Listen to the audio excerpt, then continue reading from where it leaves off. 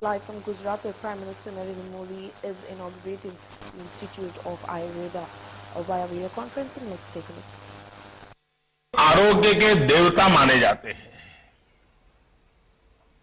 और आयुर्वेद की रचना भी उनके आशीर्वाद से हुई है। आज के इस पावन दिन आयुर्वेद दिवस पर भगवान धन्वंतरी से पूरी मानव जाति की प्रार्थना है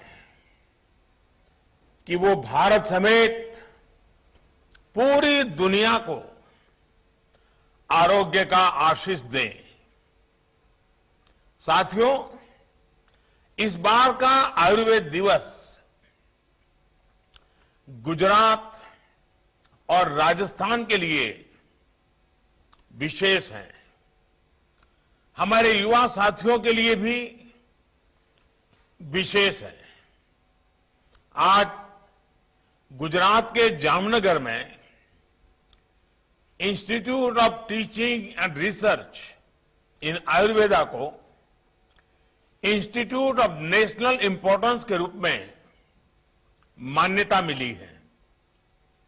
इसी तरह जयपुर के राष्ट्रीय आयुर्वेद संस्थान को भी डीम्ड यूनिवर्सिटी के रूप में आज लोकार्पित किया गया है। आयुर्वेद में उच्च शिक्षा, रिसर्च और स्किल डेवलपमेंट से जुड़े इन बेहतरीन संस्थानों के लिए राजस्थान, गुजरात के साथ ही पूरे देश को बहुत बहुत बधाई। साथियों, आयुर्वेद भारत की एक विरासत है जिसके विस्तार में पूरी मानवता की भलाई है। ये देखकर किस भारतीय को खुशी नहीं होगी कि हमारा पारंपरिक ज्ञान अब अन्य देशों को भी समृद्ध कर रहा है। आज ब्राजील की राष्ट्रीय नीति में आयुर्वेद शामिल है। भारत अमेरिका संबंध हो, भारत जर्मनी रिश्ते हो, आयुष और भारतीय पारंपरिक चिकित्सा पद्धति से जुड़ा सहयोग निरंतर बढ़ रहा है। ये भी प्रत्येक भारतीय के लिए बहुत गर्व की बात है कि डब्ल्यूएचओ ने और अभी डब्ल्यूएचओ के मुखिया और मेरे मित्र, उन्होंने एक बहुत महत्वपूर्ण घोषणा की है। डब्ल्यूएचओ ने global centre for traditional medicine, इसकी स्थापना के लिए दुनिया में से भारत को चुना है और अब भारत में से दुनिया के लिए इस दिशा में काम होगा। भारत को ये बड़ी जिम्मेदारी सौंपने के लिए मैं वर्ल्ड हेल्थ ऑर्गेनाइजेशन का विशेष रूप से डब्ल्यूएचओ का निर्देशक, मेरे मित्र डॉक्टर टेड्रोस का भी हृदय से आभार व्यक्त करता हूं।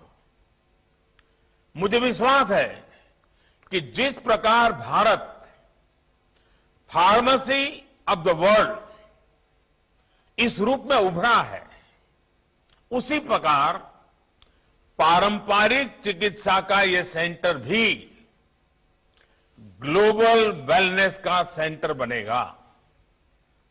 ये सेंटर दुनिया भर की ट्रेडिशनल मेडिसिन के विकास और उनसे जुड़ी रिसर्च को नई बुलंदियां देने वाला साबित होगा। साथियों, बदलते हुए समय के साथ आज हर चीज इंटीग्रेट हो रही है। स्वास्थ्य भी इससे अलग नहीं है। इसी सोच के साथ देश आज इलाज की अलग अलग पद्धतियों के इंटीग्रेशन, सभी को महत्व देने की तरफ एक के बाद एक कदम उठा रहा है। इसी सोच ने आयुष को, आयुर्वेद को देश की आरोग्य नीति, हेल्थ पॉलिसी का प्रमुख हिस्सा बनाया है। आज हम स्वास्थ्य के अपने पारंपरिक खजाने को सिर्फ एक विकल्प नहीं, बल्कि देश के आरोग्य का बड़ा आधार बना रहे हैं। साथियों, ये हमेशा से एक स्थापित सत्य रहा है कि भारत के पास आरोग्य से जुड़ी कितनी बड़ी विरासत है, लेकिन ये भी उतना ही सही है कि ये ज्ञान ज्यादातर किताबों में, शास्त्रों में रहा है और थोड़ा बहुत दादी नानी के नुस्खों में रहा है। इस ज्ञान को आधुनिक आवश्यकताओं के अनुसार विकसित किया जाना ये बहुत आवश्यक है। इसलिए देश में अब पहली बार हमारे पुरातन चिकित्सा वाला ज्ञान जो है, उस ज्ञान विज्ञान को 21वीं सदी के आधुनिक विज्ञान से मिली जानकारी के साथ भी उसको जोड़ा जा रहा है, इंटीग्रेट किया जा रहा है, नई रिसर्च की जा रही है। 3 साल पहले ही हमारे यहां अखिल भारतीय आयुर्वेदिक संस्थान की स्थापना की गई है। लेह में सोवा रिगपा से जुड़ी रिसर्च और दूसरे अध्ययन के लिए राष्ट्रीय सोवा रिगपा संस्थान विकसित करने का काम जारी है। आज गुजरात और राजस्थान के जिन 2 संस्थानों को अपग्रेड किया गया है, वो भी इसी सिलसिले का विस्तार है। भाइयों और बहनों, कहते हैं जब कद बढ़ता है तो दायित्व भी बढ़ता है। आज जब इन 2 महत्वपूर्ण संस्थानों का कद बढ़ा है, तो मेरा एक आग्रह भी है।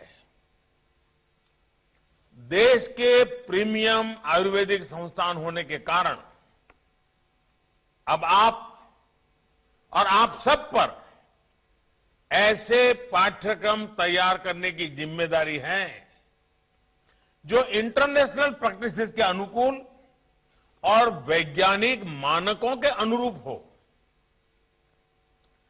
मैं शिक्षा मंत्रालय और यूजीसी को भी आग्रह से कहूंगा कि आयुर्भौतिकी और आयुर्रसायन शास्त्र जैसे विषयों को लेकर नई संभावनाओं के साथ काम किया जाए।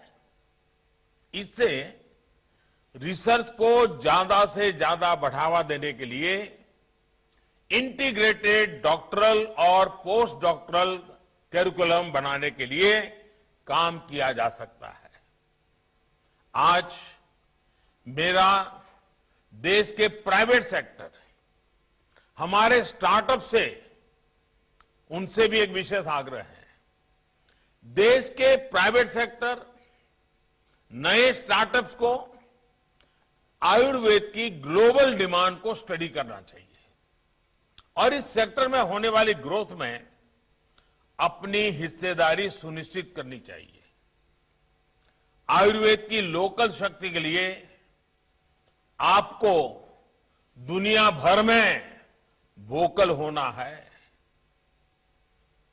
मुझे विश्वास है कि हमारे साझा प्रयासों से आयुष ही नहीं, बल्कि आरोग्य का हमारा पूरा सिस्टम एक बड़े बदलाव का साक्षी बनेगा। साथियों, आप भली भांति ये भी जानते हैं कि इसी साल संसद के मानसून सत्र में दो ऐतिहासिक आयोग भी बनाए गए हैं। पहला, national commission for Indian systems of medicine और दूसरा, नेशनल कमीशन फॉर होम्योपैथी। यही नहीं, नई राष्ट्रीय शिक्षा नीति में भी भारत की मेडिकल एजुकेशन में इंटीग्रेशन की अप्रोच को प्रोत्साहित किया गया है। इस पॉलिसी की भावना है कि एलोपैथिक एजुकेशन में आयुर्वेद की बेसिक जानकारी जरूरी हो और आयुर्वेदिक एजुकेशन में एलोपैथिक प्रैक्टिस की मूल जानकारी जरूरी हो। ये कदम आयुष और भारतीय पारंपरिक चिकित्सा पद्धति से जुड़ी शिक्षा और रिसर्च को और मजबूत बनाएंगे। साथियों, 21वीं सदी का भारत अब टुकड़ों में नहीं, होलिस्टिक तरीके से सोचता है। हेल्थ से जुड़ी चुनौतियों को भी अब होलिस्टिक अप्रोच के साथ उसी तरीके से ही सुलझाया जा रहा है। आज देश में सस्ते और प्रभावी इलाज के साथ साथ प्रिवेंटिव हेल्थ केयर पर वेलनेस ज्यादा फोकस किया जा रहा है। आचार्य चरक ने भी कहा है, स्वस्थस्य स्वास्थ्य रक्षणम आतुरस्य विकार प्रशमन च, यानी स्वस्थ व्यक्ति के स्वास्थ्य की रक्षा करना और रोगी को रोग मुक्त करना, ये आयुर्वेद के उद्देश्य हैं। स्वस्थ व्यक्ति स्वस्थ ही रहे, इसी सोच के साथ ऐसे हर कदम उठाए जा रहे हैं जिससे बीमार करने वाली स्थितियां दूर हो। एक तरफ साफ सफाई, स्वच्छता, शौचालय, साफ पानी, धुआं मुक्त रसोई, पोषण, इन सभी पर ध्यान दिया जा रहा है, तो वहीं 1.5 लाख हेल्थ और वेलनेस सेंटर्स हिंदुस्तान के कोने कोने में तैयार किए जा रहे हैं। इनमें विशेष तौर पर 12,500 से ज्यादा आयुष वेलनेस सेंटर्स पूरी तरह आयुर्वेद को समर्पित हैं, आयुर्वेद से जुड़े बन रहे हैं। साथियों, वेलनेस का ये भारतीय दर्शन आज पूरी दुनिया को आकर्षित कर रहा है। कोरोना के इस मुश्किल समय ने फिर दिखाया है कि हेल्थ एंड वेलनेस से जुड़ी भारत की ये पारंपरिक विद्या कितनी कारगर है। जब कोरोना से मुकाबले के लिए कोई प्रभावी तरीका नहीं था, तो भारत के घर घर में हल्दी, दूध और काढ़ा जैसे अनेक इम्यूनिटी बूस्टर उपाय बहुत काम आए। इतनी बड़ी जनसंख्या, इतनी घनी आबादी और ऐसा हमारा देश अगर आज संभली हुई स्थिति में है, तो उसमें हमारी इस परंपरा की भी अहम भूमिका रही है। साथियों, कोरोना काल में पूरी दुनिया में आयुर्वेदिक प्रोडक्ट्स की मांग तेजी से बढ़ी है। बीते साल की अपेक्षा इस साल सितंबर में आयुर्वेदिक उत्पादों का निर्यात लगभग 1.5 गुना, करीब करीब 45% बढ़ा है। यही नहीं, मसालों के निर्यात में भी काफी बढ़ोतरी दर्ज की गई है। हल्दी, अदरक, ऐसी चीजें जो इम्यूनिटी बूस्टर मानी जाती हैं, उनका निर्यात अचानक इस तरह बढ़ना, ये दिखाता है कि दुनिया में आयुर्वेदिक समाधानों और भारतीय मसालों पर विश्वास कितना बढ़ रहा है। अब तो कई देशों में हल्दी से जुड़ी विशेष पेय पदार्थों की भी प्रचलन बढ़ रहा है। आज दुनिया के प्रतिष्ठित मेडिकल जर्नल्स भी आयुर्वेद में नई आशा, नई उम्मीद देख रहे हैं। साथियों, कोरोना के इस काल में हमारा फोकस सिर्फ आयुर्वेद के उपयोग तक ही सीमित नहीं रहा, बल्कि इस मुश्किल घड़ी का इस्तेमाल आयुष से जुड़ी रिसर्च को देश और दुनिया में आगे बढ़ाने के लिए किया जा रहा है। आज एक तरफ भारत जहां वैक्सीन की टेस्टिंग कर रहा है, वहीं दूसरी तरफ कोविड से लड़ने के लिए आयुर्वेदिक रिसर्च पर भी इंटरनेशनल कोलैबोरेशन को तेजी से बढ़ा रहा है। अभी अभी हमारे साथी श्रीपाद जी ने बताया कि इस समय 100 से ज्यादा स्थानों पर रिसर्च चल रही है। यहां दिल्ली में ही अखिल भारतीय आयुर्वेद संस्थान ने, जैसा अभी आपको विस्तार से बताया गया, दिल्ली पुलिस के 80,000 जवानों पर इम्यूनिटी से जुड़े रिसर्च की है। ये दुनिया की सबसे बड़ी ग्रुप स्टडी हो सकती है। इसके भी उत्साहजनक परिणाम देखने को मिले हैं।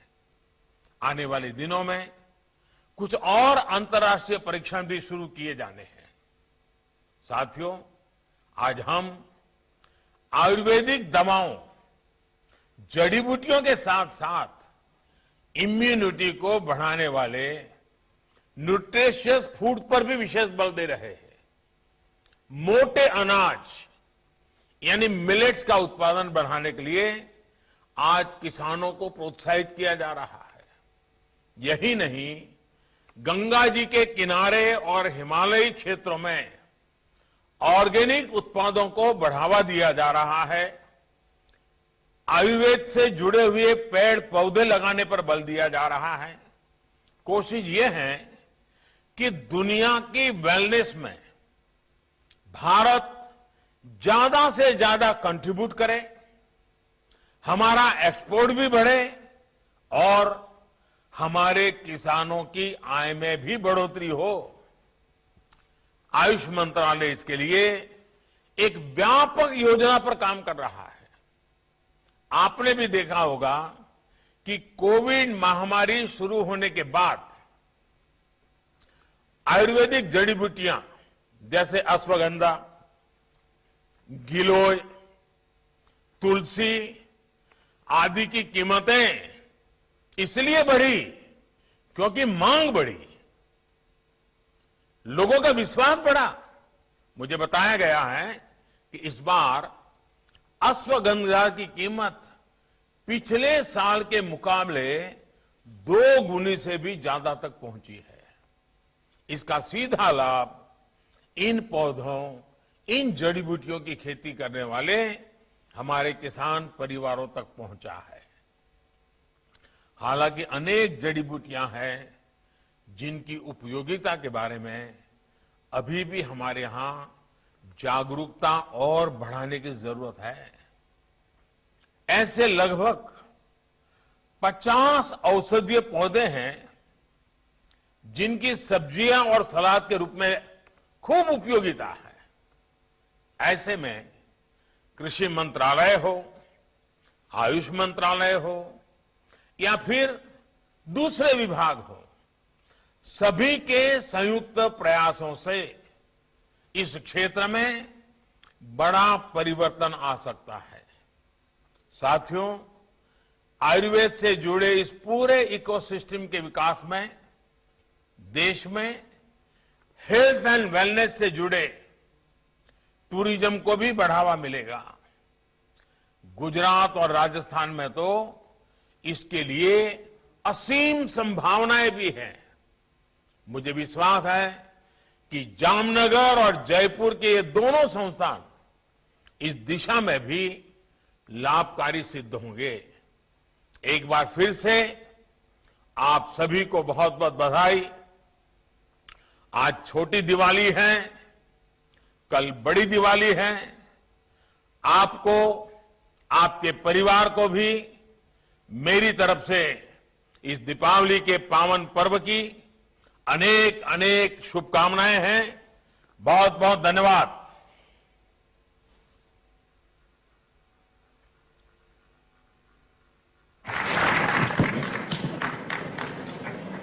धन्यवाद माननीय प्रधानमंत्री महोदय।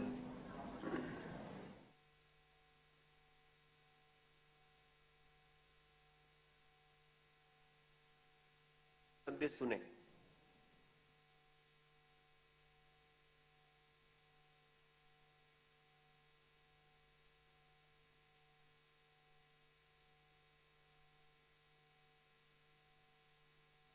Your Excellency Prime Minister Narendra Modi, Excellencies, dear colleagues and friends, Namaste.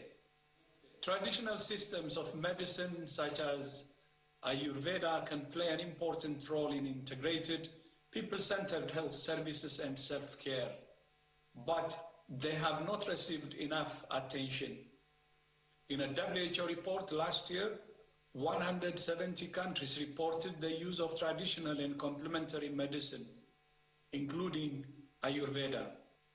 Earlier this week, I had the great honor of speaking with His Excellency, Prime Minister Modi. I welcome the Prime Minister's strong commitment to universal health coverage through the Ayushman Bharat initiative and the use of evidence-based traditional and complementary medicine supported by the Ministry of Ayush.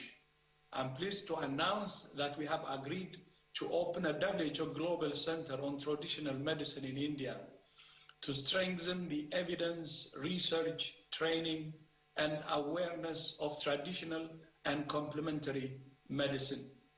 This new center will support WHO's effort to implement the WHO Traditional Medicine Strategy 2014 to 2023.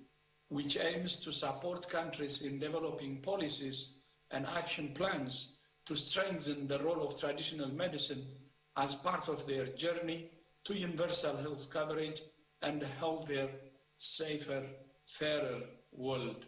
Finally, I wish you a very happy Diwali. I thank you.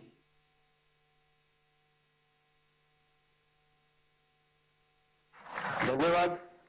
WHO DG ने जो घोषणा करी विशेष रूप से global centre of traditional medicine in India, ये बहुत बड़ा landmark है, उसके लिए WHO का खूब खूब धन्यवाद।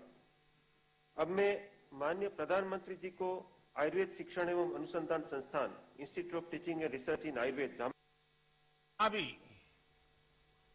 उनके आशीर्वाद से हुई है। आज के इस पावन दिन आयुर्वेद दिवस पर भगवान धन्वंतरी से पूरी मानव जाति की प्रार्थना है कि वो भारत समेत पूरी दुनिया को आरोग्य का आशीष दें। साथियों, इस बार का आयुर्वेद दिवस गुजरात और राजस्थान के लिए विशेष है। हमारे युवा साथियों के लिए भी विशेष है। आज गुजरात के जामनगर में institute of teaching and research इन आयुर्वेदा को इंस्टीट्यूट ऑफ नेशनल इंपॉर्टेंस के रूप में मान्यता मिली है। इसी तरह जयपुर के राष्ट्रीय आयुर्वेद संस्थान को भी डीम्ड यूनिवर्सिटी के रूप में आज लोकार्पित किया गया है। आयुर्वेद में उच्च शिक्षा, रिसर्च और स्किल डेवलपमेंट से जुड़े इन बेहतरीन संस्थानों के लिए राजस्थान, गुजरात के साथ ही पूरे देश को बहुत बहुत बधाई। साथियों, आयुर्वेद भारत की एक विरासत है जिसके विस्तार में पूरी मानवता की भलाई है। ये देखकर किस भारतीय को खुशी नहीं होगी कि हमारा पारंपरिक ज्ञान अब अन्य देशों को भी समृद्ध कर रहा है। आज ब्राजील की राष्ट्रीय नीति में आयुर्वेद शामिल है। भारत अमेरिका संबंध हो, भारत जर्मनी रिश्ते हो, आयुष और भारतीय पारंपरिक चिकित्सा पद्धति से जुड़ा सहयोग निरंतर बढ़ रहा है। ये भी प्रत्येक भारतीय के लिए बहुत गर्व की बात है कि डब्ल्यूएचओ ने और अभी डब्ल्यूएचओ के मुखिया और मेरे मित्र उन्होंने एक बहुत महत्वपूर्ण घोषणा की है। डब्ल्यूएचओ ने global centre for traditional medicine इसकी स्थापना के लिए दुनिया में से भारत को चुना है और अब भारत में से दुनिया के लिए इस दिशा में काम होगा।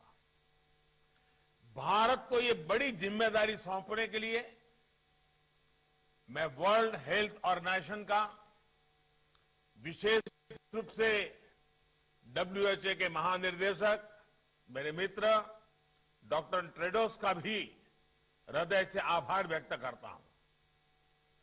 मुझे विश्वास है कि जिस प्रकार Bharat pharmacy of the world इस रूप में उभरा है, उसी प्रकार पारंपरिक चिकित्सा का ये सेंटर भी ग्लोबल वेलनेस का सेंटर बनेगा। भारत समेत पूरी दुनिया को आरोग्य का आशीष दें। साथियों, इस बार का आयुर्वेद दिवस गुजरात और राजस्थान के लिए विशेष है। हमारे युवा साथियों के लिए भी विशेष है। आज गुजरात के जामनगर में institute of teaching and research इन आयुर्वेदा को इंस्टीट्यूट ऑफ नेशनल इंपॉर्टेंस के रूप में मान्यता मिली है। इसी तरह जयपुर के राष्ट्रीय आयुर्वेद संस्थान को भी डीम्ड यूनिवर्सिटी के रूप में आज लोकार्पित किया गया है। आयुर्वेद में उच्च शिक्षा, रिसर्च और स्किल डेवलपमेंट से जुड़े इन बेहतरीन संस्थानों के लिए राजस्थान, गुजरात के साथ ही पूरे देश को बहुत बहुत बधाई। साथियों, आयुर्वेद भारत की एक विरासत है जिसके विस्तार में पूरी मानवता की भलाई है। ये देखकर किस भारतीय को खुशी नहीं होगी कि हमारा पारंपरिक ज्ञान अब अन्य देशों को भी समृद्ध कर रहा है। आज ब्राजील की राष्ट्रीय नीति में आयुर्वेद शामिल है। भारत अमेरिका संबंध हो, भारत जर्मनी रिश्ते हो, आयुष और भारतीय पारंपरिक चिकित्सा पद्धति से जुड़ा सहयोग निरंतर बढ़ रहा है।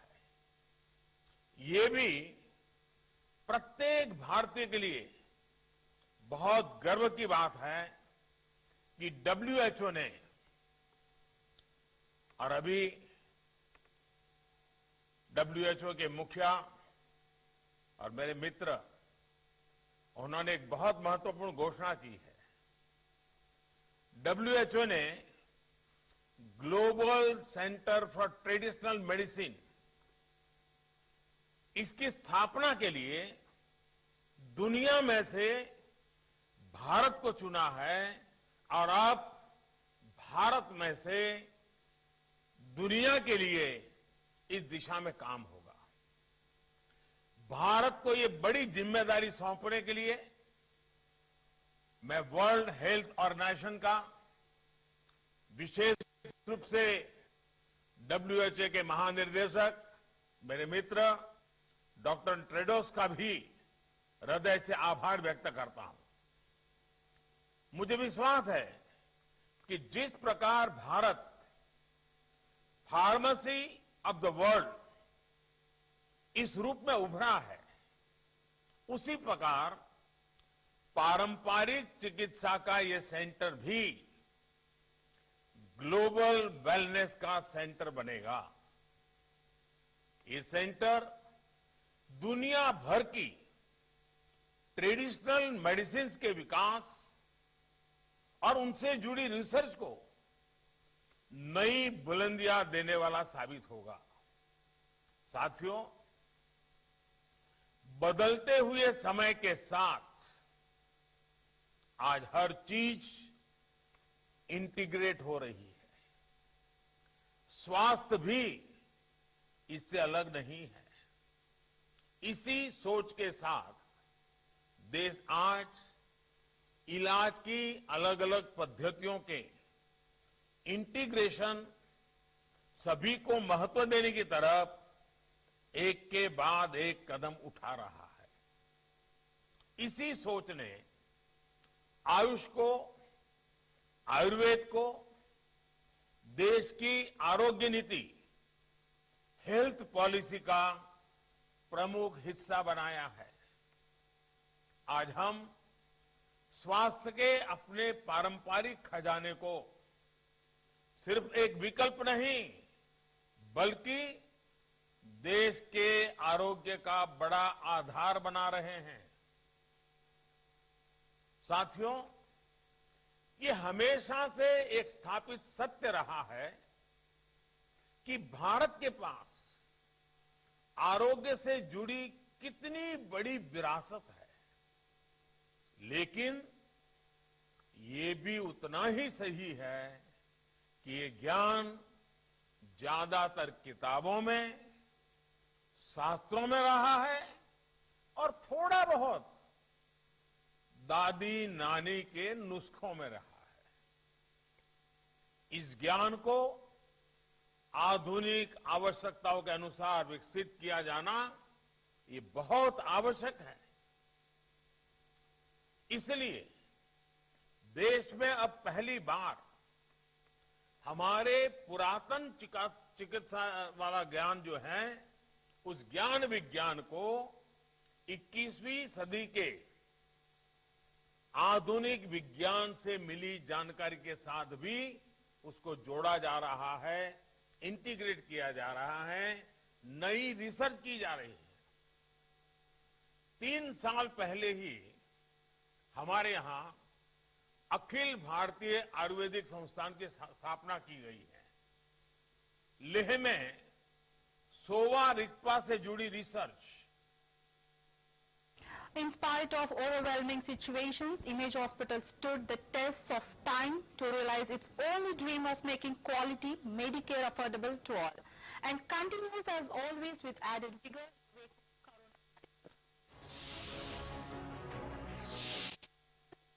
Varieties for semi-arid tropics. What are the headway technologies for horticulture?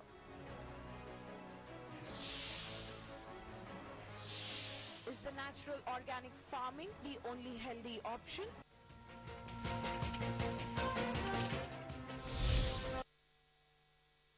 In spite of overwhelming situations, Image Hospital stood the test.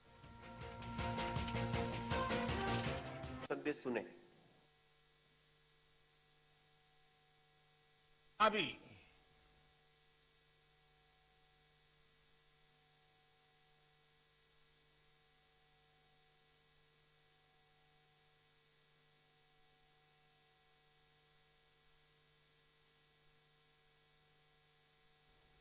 पूरी मानव जाति की प्रार्थना है कि वो भारत समेत पूरी दुनिया को आरोग्य का आशीष दें। साथियों, इस बार का आयुर्वेद दिवस गुजरात और राजस्थान के लिए विशेष है।